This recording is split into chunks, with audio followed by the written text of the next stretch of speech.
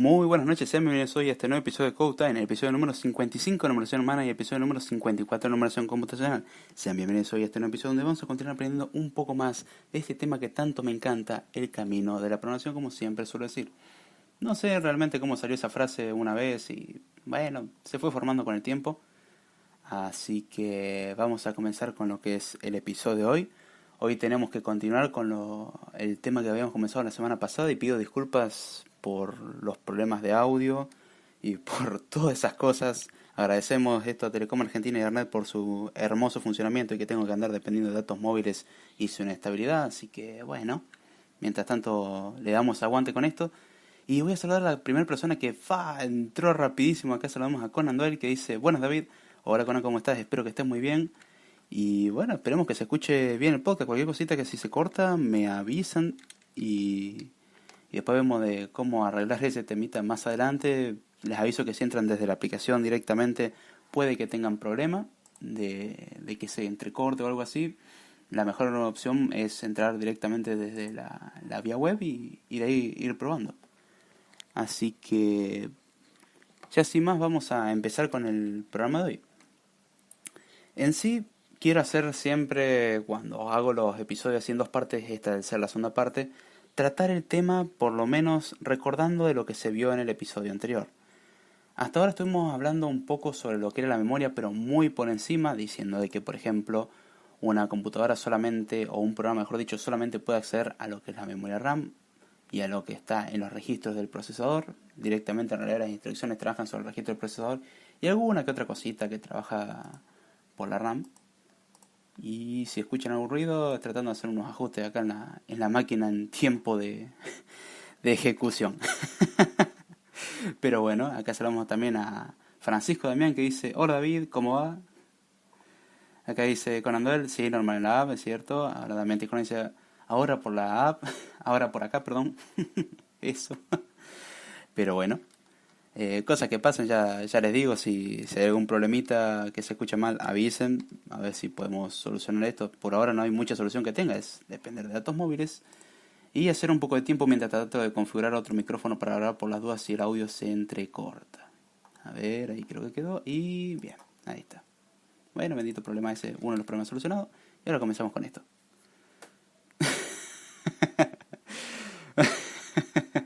¿Deja de jugar con el mouse? No, obligame. Bueno, estoy configurando el micrófono, no andaba. Ahí dice todo perfecto, bien, me alegro que las cosas vayan yendo por lo menos por allá. Acá, bueno, depende del servicio de internet, pero ¿qué se le va a hacer?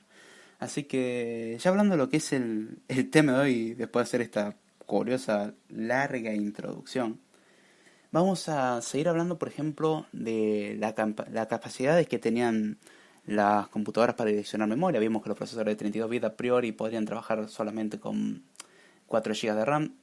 A priori digo porque si le das una extensión permite trabajar con más. Después veíamos la hermosa capacidad para trabajar con 64 bits o la teórica hermosa capacidad de 64 bits. Y hablamos un poco sobre la unidad de manejo de memoria o la MMU por sus siglas en inglés. Acá dice: a escuchar y disfrutar amigazo, dice Francisco Damián. Acá JJ Ponce dice: buenas noches, saludos a todos. Buenas noches José, ¿cómo estás? Espero que esté muy bien y como siempre digo, a sentarse, ponerse cómodo y disfrutar del programa. Si alguien nota que acabo de hablar rápido, es solo su imaginación, es cuestión de percepción. Así que bien, ya teniendo ese breve repaso, que de hecho el episodio anterior no hablamos de mucho, y si me pongo a repasar muy en profundidad como que voy a repetir exactamente lo mismo que dije antes, pero no es la idea, por lo menos. Una última cosa que quiero recordar es que la unidad de manejo de memoria, una de las cosas que permitía es hacer comprobaciones sobre, por ejemplo, si estamos tratando de leer un espacio de memoria o de escribir un espacio de memoria no permitido. Ahora veamos. ¿Cuáles son los problemas de leer y escribir sobre un espacio de memoria no permitido? Tenemos, suponiendo, dos programas en memoria, un programa A y un programa B. Qué hermoso panorama en el que tenemos solamente dos programas en memoria. Eso no va a pasar, pero bueno, supongamos.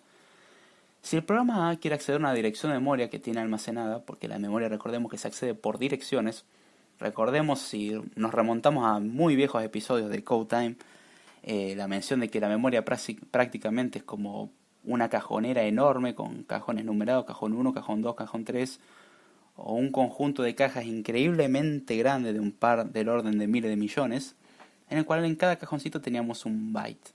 Finalmente lo que nosotros hacemos para buscar un byte en particular de memoria, bueno, ir a cierta dirección de memoria. Ahora bien, ¿qué pasaría si el programa A intenta escribir sobre una dirección de memoria que corresponde al programa B?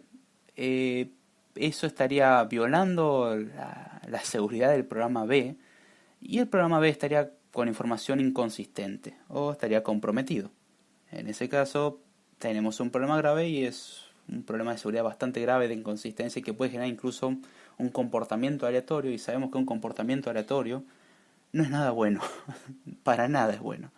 Supongamos el caso contrario, queremos leer una porción de memoria de otro programa que no es el nuestro. ¿Qué pasaría en ese caso? Y uno diría, bien, no estamos corrompiendo nada. No estamos corrompiendo, pero estamos accediendo a un espacio de memoria que no tendríamos que tener permiso. Con lo cual, así un bonito virus podría empezar a leer información de otros programas. Y si sabe interpretar la información o si sabe procesarla, puede decir, mira, acabo de encontrarme con una contraseña, qué bonito. Qué hermoso el que puedan acceder a tu información. Eso es un problema de seguridad muy grave.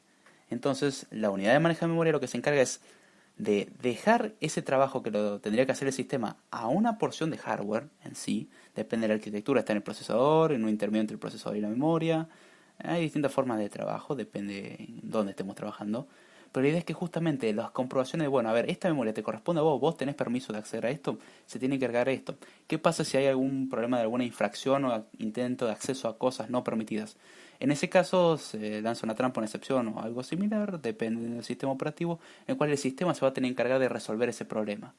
Muchas veces porque, por ejemplo, cuando vemos paginación hay una página que no está cargada de memoria, entonces tenemos que llevar una página a memoria y traer otra, hacer un intercambio, cuestión de almacenar las cosas bien en la tabla y cosas así. Eso lo vamos a entender si les interesa saber un poco más de paginación y segmentación más adelante. Y un recordatorio. Si les interesa el podcast, pueden sugerir temas. Y si les interesa el podcast, compartan, denle corazones, hagan que esto crezca, que llegue más lejos. Porque la verdad que eso ayuda muchísimo, no solamente a mí, pues sinceramente como yo lo hago con gusto y si no escucha a nadie, bueno, como siempre digo, acá estamos para divertirnos y si alguien aprende hagamos fiesta, ya hicimos un extra. Pero al hacer que esto llegue a más gente, la verdad que ayuda muchísimo para esa gente que le interesa. Así que háganle un bien a la humanidad, o no, depende de cómo lo quieran ver, si esto lo consideran un sufrimiento, háganle un mal a la humanidad y pásenos a ser desdeñable. Derecho de autor también Antiscorne 2014, 2015, 2016 o anda a saber qué año. Y si alguien pregunta dónde leo los comentarios, esos son los comentarios de Spreaker. Así que si quieren comentar o ver por lo menos los comentarios de lo que se habló durante el programa, pásense por Spreaker en el chat y lean los comentarios o pueden comentar al respecto. Generalmente cuando se termina el programa por ahí no tiene tanto sentido, pero aún así son leídos. Ahora bien, ¿cuál es una de las primeras aproximaciones para hacer esta comprobación de evitar invadir memoria? Que es obvio, chavo. Ay, qué lindo comentario. Una primera aproximación para solucionar este problema de invasión de seguridad y privacidad sería, por ejemplo, suponer de que la sección de memoria de un programa que le fue asignado, porque recordemos que un programa no puede acceder a cualquier parte de memoria, sino que tiene una sección asignada, tiene un principio, es decir, una memoria inicial y un tamaño. Entonces, nosotros podemos calcular en ese rango si una dirección de memoria está permitida. Ahora bien, la unidad de manejo de memoria, cuando alguien quiere acceder, bueno, hay unos registros especiales en el procesador que podrían almacenar, en este caso, la dirección inicial del espacio asignado al programa y el tamaño del espacio asignado al programa. Entonces uno diría, a ver, si tenemos de la dirección 0 en adelante y tenemos 500 espacios para utilizar memoria e intentamos acceder a la dirección 400, bien, no tenemos problema, perfecto, está dentro del rango. Ahora bien, si queremos acceder a la memoria en la dirección 600, estamos dando un caso hipotético, esto tendría que fallar, no tendríamos que poder acceder y ahí es donde, bueno, el sistema operativo se tiene que encargar de ver cómo soluciona este problemita. Acá dice Francisco Damián, creo que puntué en podcast de Apple, perfecto, eso ayuda muchísimo. Saludamos también acá al joven Memphis que justo se acaba de incorporar y dice, buenas noches jóvenes, hola Memphis, ¿cómo estás? Espero que esté muy bien y a disfrutar del podcast. A ver, Francisco Damián dice, tus podcasts son uno de mis favoritos y por eso le puse 5 estrellas en Apple. Y una sonrisita. Bueno, no una sonrisita, pero una pequeña risa. Gracias, Francisco. Me alegra que te guste. Ya se sabe que esto se hace con gusto y justamente no importa número, no importa nada de eso. Lo que importa es que lo disfruten y aprendan. Ya con eso, como siempre digo, hagamos fiesta. Ya logramos mucho más. Ahora bien, teniendo entendido esta primera aproximación, esto no lo es todo. Vamos a volver a un contexto histórico. ¿Qué pasó anteriormente? Las computadoras solamente podían ejecutar un programa a la vez. Teníamos la velocidad del procesador igual que la velocidad de la memoria y no había ningún problema. Teníamos que cargar un solo programa de memoria y tenía un uso exclusivo de la memoria. Era algo hermoso. Es algo que todo programa quisiera tener toda la memoria a su disposición. La memoria física, obviamente, era la única que existía. Hoy en día existe la memoria virtual y un almacenamiento un poco más interesante de la memoria y más poderoso, de hecho. Ahora bien, fue avanzando el tiempo, la velocidad de la memoria avanzó también, pero no tanto, y la velocidad de los procesadores se incrementó en una cantidad impresionante. Y ahí es donde vemos ciertos avances interesantes y una diferencia de velocidades. Acá, acá dice Menfi oyendo el joven maravilla, a ver qué aprendo. Y acá dice Damián, le quedó, creo que sé de lo que está hablando. Por la duda, aclarar. Dios. Entonces, teniendo esta diferencia de velocidades, tenemos un problema. Que hay veces que el procesador va a requerir cierta información y no se la vamos a poder suplir inmediatamente. Va a haber que hacer una consulta a la memoria. Al principio, como siempre digo, eso no era problema por cuestiones de que las velocidades eran iguales, pero cuando hay una discrepancia se genera una espera. Entonces, yo hago un pedido y es lo mismo que cuando uno va a un negocio. Uno supuestamente cuando va a un negocio va a comprar algo, supuestamente tendrían que atenderlo enseguida, y una vez que lo atienden le tienen que entregar el producto enseguida. Digo supuestamente porque eso no pasa. Pero si vamos a un sistema idóneo, como era anteriormente, uno llega al negocio y dice, bueno, che, quiero un kilo de papa, y sí, toma tu kilo de papa, pagame, listo, y se va. Se terminó. Ahora en este caso, cuando hay este retardo que yo estaba diciendo, lo que sucede es, por ejemplo, que uno va a un negocio, bueno, dame un kilo de papa y dice, bueno, sí, espera que voy a armar la bolsita, que lo voy a pesar, y es una espera que tenemos. Uno diría, ¿de cuánto es esa espera? Milisegundos. Y uno diría, milisegundos no es mucho. Recordemos de que para una computadora un segundo es una bestialidad de tiempo. Un segundo desperdiciado es una cantidad increíble. Y ahí es donde está la cosa interesante. Ay, no. Están hablando acá de unas cuestiones de Batman, yo dejaré eso por ahí y que sigan discutiendo el tema. Entonces, ¿cómo resolvemos este problema de discrepancia de velocidad y esta pérdida de tiempo, minimizarla lo máximo posible? Para eso se inventó algo conocido como memoria caché. La memoria caché es un intermedio entre el procesador y la memoria RAM, en donde se almacena parte de la memoria RAM para evitar tener que consultar directamente memoria. ¿Qué velocidad tiene la caché? La velocidad máxima que se registra es la velocidad de lectura y escritura de los registros del procesador, seguida después por la memoria caché en sus distintos niveles, con cada nivel más alto con menos velocidad. El nivel L1 tiene una velocidad, nivel L2 otra velocidad y nivel L3 otra velocidad. Pero tenemos mayor velocidad que la memoria RAM, es muchísimo más rápido, está en orden de decenas o centenas de veces más lento que los registros del procesador, pero la memoria RAM está como a miles de veces más lento. Y si consideramos el almacenamiento secundario o disco rígido, estamos muchísimo más lejos, directamente increíblemente lento. Entonces, la memoria caché lo que viene a hacer es almacenar información temporalmente para, en ciertos casos, poder evitar recurrir a la memoria principal. Ahora bien, ¿cuáles son los principios en los que se basa el uso de la memoria caché y el por qué? El por qué es por esta diferencia de velocidad que mencionamos y que de hecho, gracias a eso se merece uno de los apodos o uno de los integrantes de CodeTime. La idea era hablar de la arquitectura de von Neumann y el cuello de botella de von Neumann, pero bueno, Damián Tiscornia y sus hazañas lograron convertirlo en Paul Newman, no pasa nada. Y desde ese entonces ese es el apodo. Cualquier discusión contra él. Y el cuello de botella de von Neumann es el que se presenta entre el procesador y la memoria. Justamente ese retraso o esa espera o esa diferencia en la cantidad de información a transferir y en el tiempo que se demora en transferir esa información. Ahora bien, los principios en los cuales se basa el tema de la memoria caché es, por ejemplo, el principio de localidad temporal, que este establece que es muy probable que un recurso que usamos recientemente vuelva a intentarse usar dentro de poco. Es decir, puede que realmente necesitemos usar de nuevo, volver a leer ese valor. Una probabilidad, no es algo que va a pasar siempre, sino que es una probabilidad en sí. Tenemos el principio de localidad espacial, que básicamente es la probabilidad de que un recurso que aún no fue requerido sea accesado y que está cerca de lo que es la localización de la memoria accedida anteriormente. Por ejemplo, si tenemos dirección de memoria 1, 2 y 3 y accedemos a la 1, es muy probable que pronto tengamos que acceder a la 2 o a la 3. Entonces, en memoria caché no solamente se copia ese byte que pedimos, sino que se copia un bloque de memoria.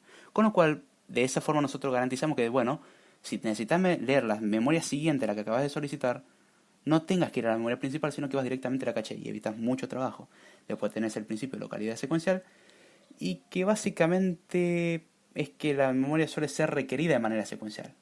Sé que el nombre dice más o menos lo que hace, y a lo que me refiero con esto es que cuando vos lees información no la lees generalmente de manera aleatoria, generalmente la información viene de una secuencia. Por ejemplo, los arreglos en C, lo que se intenta hacer es almacenar la información de manera contigua. De hecho, los arreglos en C se almacenan de manera contigua. No significa que en la RAM estén realmente así, después la paginación se encarga de hacer su magia.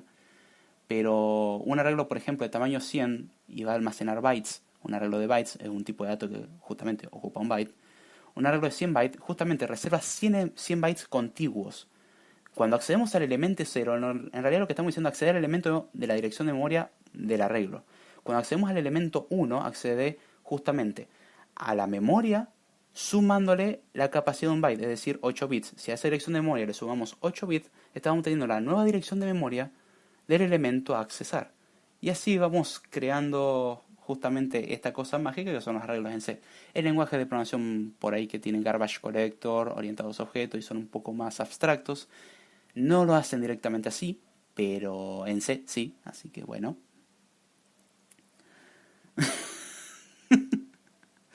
Acá batí computador, ¿qué pasó acá?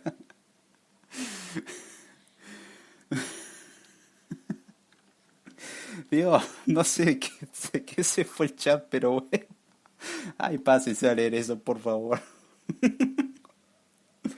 Entonces, bien. Ahora vamos a hablar de cómo se almacena la información en un programa. Cuando nosotros lanzamos un programa o lanzamos un proceso, básicamente, pues un programa es justamente la parte abstracta y después el proceso es el programa en ejecución en sí, es la parte concreta del programa.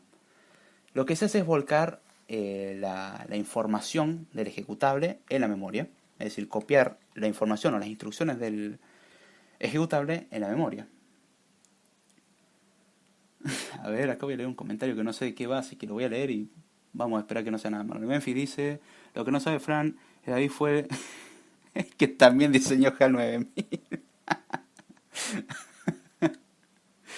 Ah, acá dice Icone como una colaboración. Sí, falló 8.999 veces. Muy probablemente sí. Bueno, pero llegó a 9000, funcionó. Lo que importa es ser persistente. Entonces, cuando nosotros lanzamos un programa, lo que se hace es almacenarlo en memoria, o almacenar por lo menos las primeras instrucciones a ejecutar.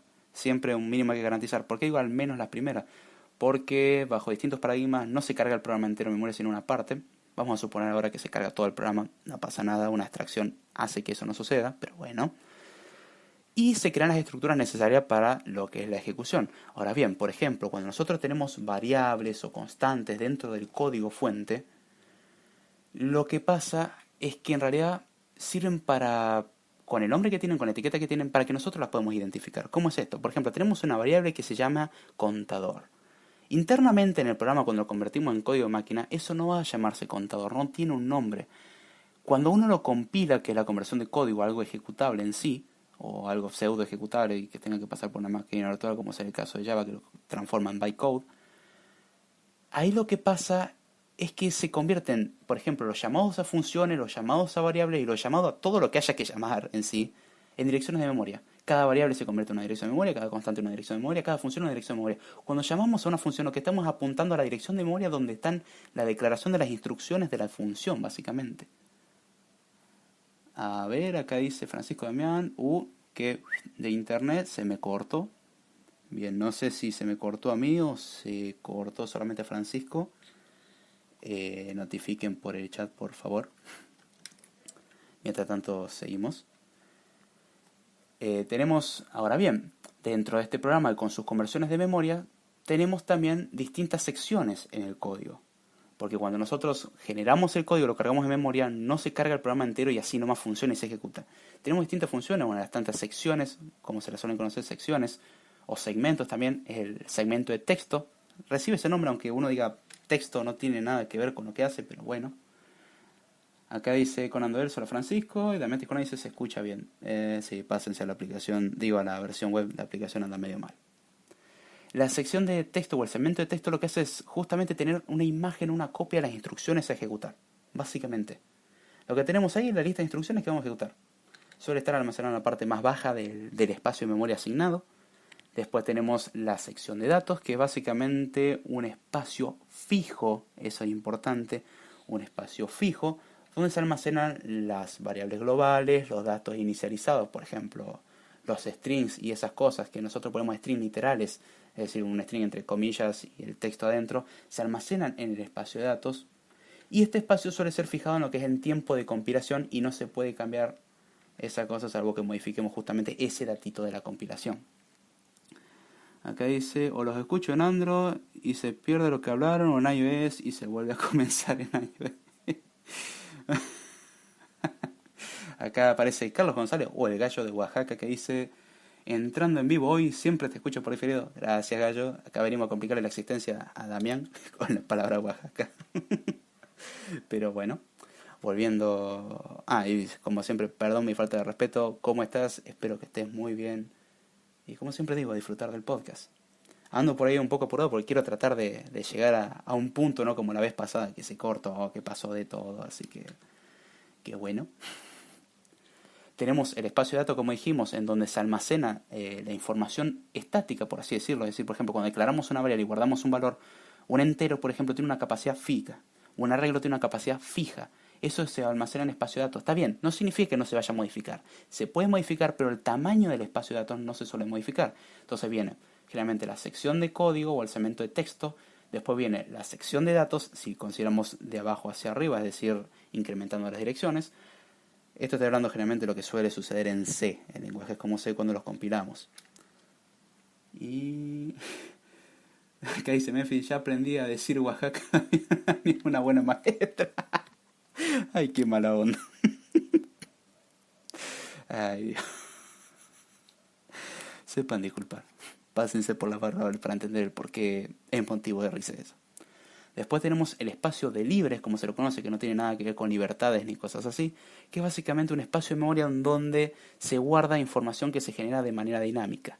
Por ejemplo, cuando nosotros hacemos en C un malloc, que es una reserva de memoria básicamente, en tiempo de ejecución, se suele almacenar en el espacio de libres. Saludamos acá Primo 4K que dice, buenas noches a todos. Hola Primo, ¿cómo está? ¿Todo bien? Acá dice Francisco Damián, ¿cómo sabe este chabón? En realidad estudié un poquito nada más. Esto es justamente la idea, que todos lo sepamos y compartir el conocimiento. No pienso hablar de la cantidad que sé que no sé. Personalmente me considero ignorante en muchos aspectos, así que todavía tengo un camino muy largo por recorrer. Así que bueno, vamos a seguir. Acá dice Primo 4K, ¿qué tal David Giordana? Y yo le tengo que responder, la verdad, muy bien, y acá feliz haciendo podcast. Rogando que no se caiga la conexión nomás. Después tenemos el espacio libre, como dijimos, que es para almacenar esta información dinámica. Por ejemplo, cuando nosotros almacenamos o reservamos memoria en tiempo de ejecución, se hace con un malloc. Cuando creamos estructuras de datos, que de hecho una idea mía es hacer un curso de estructura de datos básico en YouTube, explicando cómo crear estructuras de datos en C, aunque probablemente tenga que enseñar primero a usar C, y probablemente antes de eso tengo que enseñar primero a usar Bash. Pero bueno, saben que para YouTube hay contenido. Cosas que pasan. Este espacio, también conocido como el espacio libre, se lo suele llamar heap y suele crecer para arriba. Es decir, si nosotros diagramamos esto, podríamos dibujar en la parte de abajo del espacio de memoria asignado el lugar para el almacenamiento de texto, es decir, el código, después el lugar para el almacenamiento de datos más arriba, y después el espacio de libres o el heap, que básicamente es un espacio que va creciendo porque es dinámico. ¿Y para dónde crece? Hacia arriba. Si vamos de abajo para arriba, crece de abajo para arriba, obviamente. Y bien. Acá dice que un montón. Yo siempre aprendo mucho con este podcast. Gracias, Francisco. Sinceramente se agradece por eso. Sinceramente te digo, mirarme hace 4 años atrás y no sé si dirías que sé tanto. Aprendí mucho con el tiempo. Y la verdad que me gusta mucho, entonces eso ayuda mucho. Después tenemos, por ejemplo, lo que es la pila de llamadas, que ese se almacena, nos dijimos, a ver, si el espacio de libre va creciendo para arriba, si nosotros lo ponemos arriba del espacio de libres, como es algo que va creciendo, no vamos a poder crecerlo nunca, porque lo estamos poniendo directamente arriba. ¿Qué es lo que se hace? El espacio de llamadas se lo suele poner arriba de todo y va creciendo hacia abajo, es decir, inverso a cómo funciona el heap. ¿Para qué sirve la pila de llamadas? La pila de llamadas lo que almacena son básicamente las funciones a ejecutar. O mejor dicho, la ejecución de funciones, porque la función a ejecutar está en el espacio de memoria de texto. El espacio asignado a lo que es la ejecución de funciones, imaginemos una función internamente tiene sus propios argumentos y sabemos que el espacio de variables dentro de una función es distinto al espacio de variables fuera de las funciones, o que, por ejemplo, dentro de unas funciones creamos estructuras que se destruyen apenas dejamos la función. Esas cosas se almacenan en la pila de llamadas. Justamente cuando llamamos a una función, los datos que genera la función se almacenan en la pila y van creciendo hacia abajo. Si vieron el último programa de Swift van a entender lo que es una pila. Si no, pásense por los primeros episodios de CodeTime, explican una estructura de datos donde lo primero que se saca es lo que se acaba de poner. Es con la filosofía, en realidad no es filosofía, no me acuerdo la palabra, es leaf o last in first out, que es lo último que entró, lo primero que sale. Una pila de platos es una mejor referencia. Ah, miércoles. A ver, acá dice Memphis que diga David y... Bueno, si le erro, vamos a ver cómo sale esto. A ver, Sitsi Pandakuri. Ah, qué difícil creer esa cosa. El náhuatl no es lo mío, perdón. Puede que le haya pifiado en la velocidad y en el acento. Sepan disculpar. Después de tener estas secciones detalladas, que es importante tenerlo en cuenta para lo que es un programa, vamos a tener que ver justamente cómo resolvemos el tema de la asignación de direcciones dentro de la memoria. No sé si lo dije muy mal o lo dije muy bien, no tengo ni idea.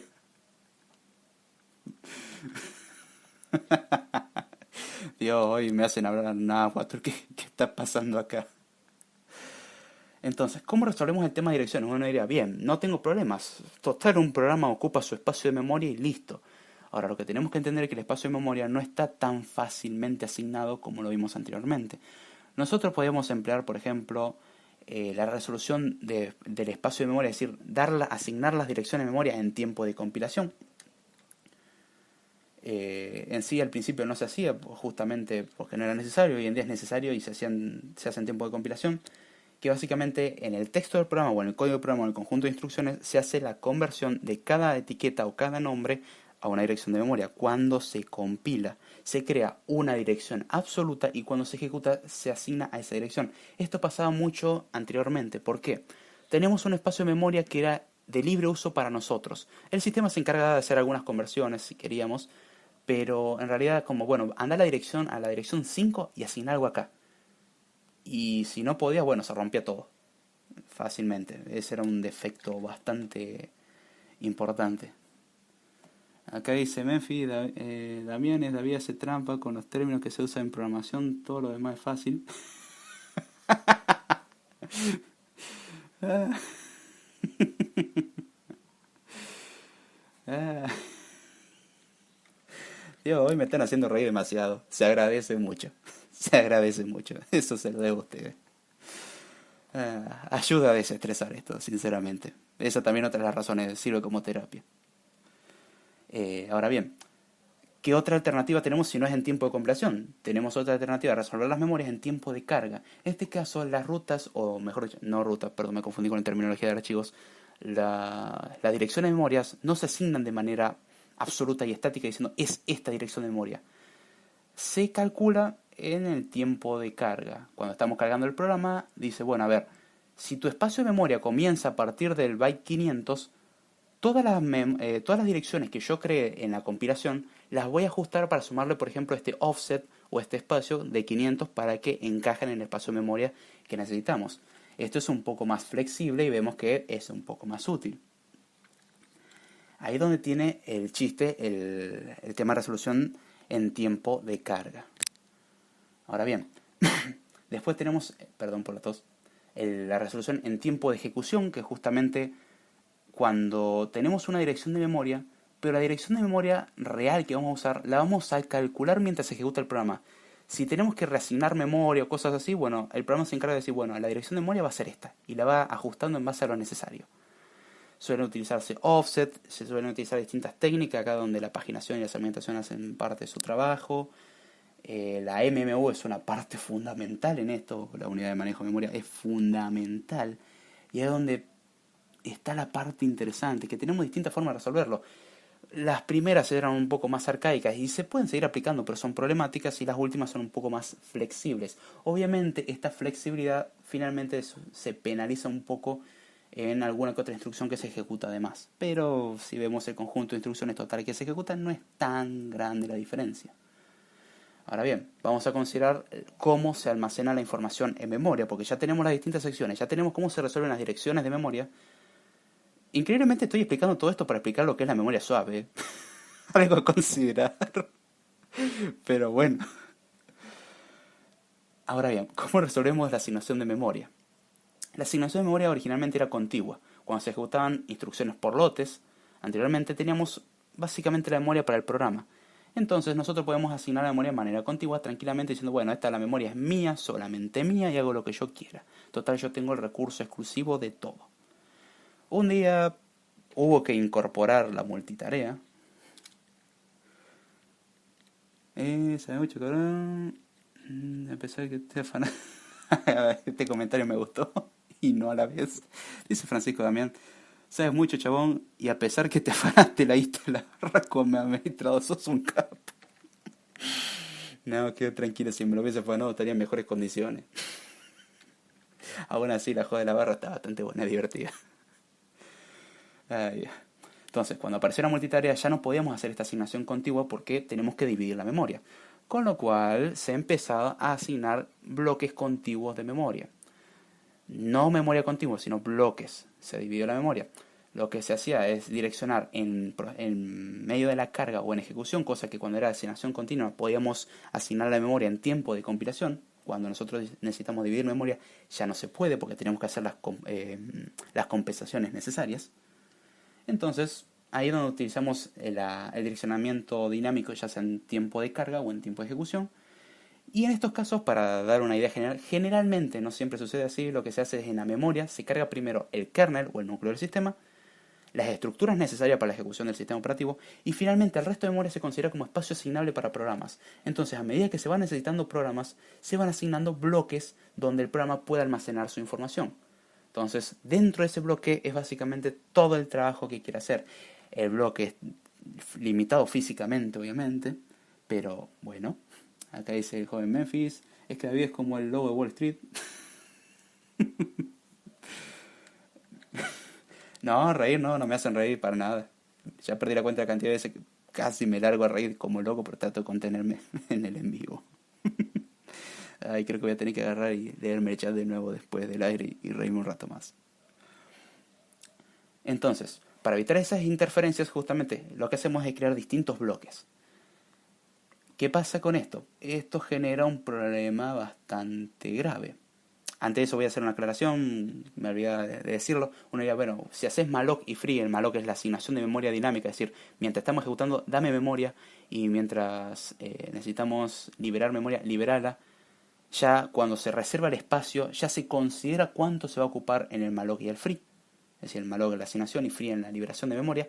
Ese espacio no lo toca nadie y es exclusivo del programa. Ahora bien, esto suele generar un problema bastante grave. La fragmentación. Los que son usuarios de Windows habrán escuchado la fragmentación de disco. Bueno, en este caso hablamos de otro tipo de fragmentación. Es fragmentación de memoria principal. Un traguito de agua porque si no la garganta no da. Y básicamente existen dos tipos de fragmentación, y esto se da justamente cuando, por ejemplo, tenemos 3 bloques de memoria y el bloque del medio se desocupa. Es decir, ese programa deja de funcionar y ese espacio que antes estaba ocupado por este bloque asignado al programa se puede liberar. Ahí es donde se genera un poco de fragmentación. ¿En dónde? Existen dos tipos de fragmentación. Tenemos la fragmentación externa, que es la que se genera por los mismos bloques. Es decir, si tenemos 3 bloques y liberamos el del medio, tenemos un hueco entre ellos que no podemos asignar, porque generalmente lo que hacemos era apilar bloques de memoria.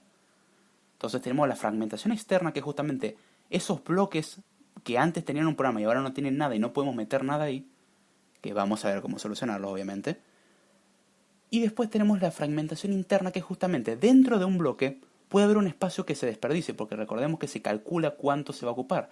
Pero puede que en el 90% de los casos, o mejor dicho, en el 90% del tiempo de ejecución del programa solamente esté ocupado un 10% del espacio y el otro 90% desperdiciado. Con lo cual, si tuviésemos una mejor forma de almacenar información, lo que haríamos es simplemente tener toda la memoria, o mejor dicho, la memoria necesaria, y cuando necesitamos más memoria, solicitamos a la RAM, dame otro espacio de memoria y después nos encargamos de solucionar eso.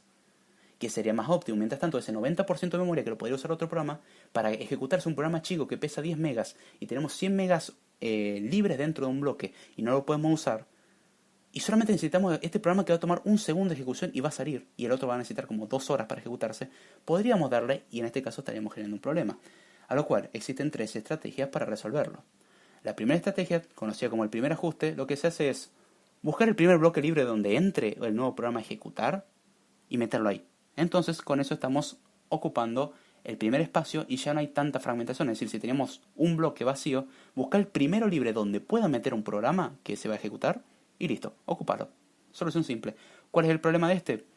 Es rápido, relativamente en ejecución, pero no es óptimo.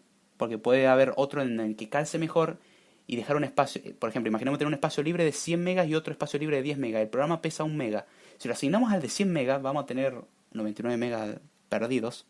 Cuando si lo asignamos al 10 megas, vamos a tener solamente 9 megas perdidos por fragmentación interna. En otro caso son 99. Es una diferencia razonable y ese espacio lo puede usar otro programa. Por lo cual existe justamente el mejor ajuste, que lo que hace es buscar el espacio más pequeño en el que quepa un nuevo programa a ejecutar. Es más óptimo, pero tenés el problema que tenés que recorrer todos los bloques libres. No es eficiente. O sea, tenés que buscar el de menor tamaño en donde entres. Entonces, no es eficiente. Otro, que el nombre ya dice mucho, es el peor ajuste. Y el peor ajuste justamente hace lo que dice. Lo que hace es tener una estructura de datos llamada heap, también en español conocida como montículo, que es un tipo de árbol especial en el cual se almacena en base a tamaños. Justamente, generalmente la raíz del heap suele ser el elemento más grande. Y dentro del heap lo que hacemos es almacenar justamente la dirección de los bloques más grandes. Entonces, cuando necesitamos ocupar un bloque, buscamos el más grande de todo, o sea, la cabeza del heap, obtenemos esa dirección, reservamos ese bloque más grande para este nuevo programa que se va a ejecutar. Y bueno, el heap lo ajustamos para que justamente tengamos el espacio suficiente, o lo ajustamos para que ahora el tamaño más grande sea el siguiente más grande. Es decir, el que antes era segundo ahora pasa a ser el primero más grande. Es el peor ajuste, de ahí su nombre. ¿Cuáles son formas de solucionarlos? Una que existe, que uno diría, ¿por qué no moves los espacios de memorias para formar justamente una sucesión de bloques ocupados y el resto lo dejas libre como estaba originalmente? El problema de esto es que casi siempre penaliza un montón, porque tenés que mover casi toda la memoria RAM, básicamente. Con lo cual, el mover toda la memoria es una pérdida de tiempo que podría estar usando otro programa para ejecutarse y terminar antes su trabajo y liberar un espacio de memoria para poder ser ocupado. ¿Es una opción? Sí. Hay veces que los sistemas lo hacían, o por lo menos anteriormente, ya hoy en día no se ve tanto, pero justamente era ocupar ese espacio de memoria, o mejor dicho, obtener ese espacio de memoria y eliminar la fragmentación compactando la memoria. Es decir, todos los bloques intermedios que quedarían vacíos, lo que hacemos es justamente juntar todos los bloques ocupados juntitos, dejarlo como estarían óptimamente acomodados, y después el resto que quede libre y puedes seguir agregando programas normalmente. Esto penaliza mucho.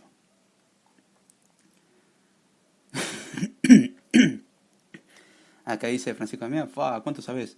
Prendo Windows y luego ¿qué hago? Qué mala onda.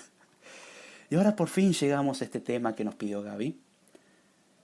Él había pedido que explique la memoria swap. Tuve que explicar todo esto para explicar la necesidad de encontrar una forma de qué hacer cuando nos quedamos sin memoria o no encontramos un bloque lo suficientemente óptimo para almacenar. Porque imaginemos que tenemos 1 GB de memoria libre, pero en espacios de 10 megas. Y nosotros necesitamos almacenar un programa de 100 megas. Uno diría, bueno, si no compactas la memoria, como dijimos, no vas a poder almacenar las cosas. Entonces, para evitar la compactación, lo que se hace justamente, en vez de tener que mover la memoria entera, es mover una parte de memoria. Y es donde entra la memoria de intercambio, como se suele conocer en los sistemas basados en Unix, o por lo menos en los sistemas Linux, que es la swap, esa partición bonita que tenés que crear cuando haces la instalación, donde justamente se van a almacenar ciertas cosas. Y se almacena esto en el almacenamiento secundario, con lo cual vamos a panelizar. ¿Para qué sirve esto? Acá cuando uno tiene, por ejemplo, este problema de que no tiene espacio y memoria, lo que suele hacer el sistema operativo es sacar cosas que no sirven de la memoria o que no se van a usar a corto plazo, generalmente procesos bloqueados. Pero hay algo que considerar. Los procesos bloqueados, recuerden, volviendo a capítulo atrás en multitarea cuando lo explicamos, un proceso bloqueado podría estar esperando por un recurso en particular, como ser leer el teclado o leer un archivo o algo así, que es un periodo de espera, por eso está bloqueado. Entonces lo que hay que considerar es que no esté esperando archivos, o una mejor solución que es justamente esperar el archivo, pero todo lo que sea del proceso que está bloqueado y necesite trabajar, lo almacenamos en buffers, en un espacio propio del sistema operativo. Un espacio de memoria propio del kernel donde almacenamos buffers, simplemente. Después el resto, lo que se hace es almacenar esos datos en la memoria secundaria. Entonces se almacenan, por ejemplo, en Linux en la partición swap, y en Windows se almacena en un bonito archivo que es donde se hace la memoria de intercambio. De hecho, la última, creo que Ubuntu, en la última versión o en la próxima versión, lo que va a hacer es justamente cambiar del modo de partición a archivo como lo hace Windows. Ventajas y desventajas las tiene, es cuestión de analizar. Saludos acá, Movimiento, que dice, ¿cómo estás, David? Y saludo a todos, me siento y escucho desde acá. Exacto, che, ya te adelantaste, te iba a decir que te sientes y te pongas cómodo, pero ya lo hiciste. Así que, che, gracias, Gaby, justo hablamos de memoria SOA como vos querías. Y aclararme por las dudas si ahora, terminando Code Time, largás Movimiento ahí que vamos rajando para allá. Entonces, ¿para qué sirve la memoria SOA? Simplemente, o a priori, para tomar justamente esa información que no entra en memoria RAM y moverla al disco rígido.